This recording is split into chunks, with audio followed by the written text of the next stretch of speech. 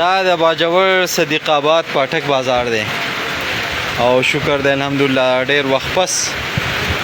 د خلقو دعاګانې خدای قبول کړي او باران شو نو څه قابو 18 منټه وشو چې دا باران وریږي او دا په نظر راځي چې لږه لږې اوبه ډنډونه ودرېدل نو دعاګانې به کوو چې الله تعالی دې باران په دې دغه کې اضافه وکړي لږ زیات وشي او چې کومو سیمو کې باران نشته نو هلکه بس تاسو هم دعا کوئ خو زه یخې یخې هواګانې به درشي ښه او بس الله دې وکړي چې هلته بارانونه وشي ډېر شدید ضرورت دی ډېره شدید ګرمي وه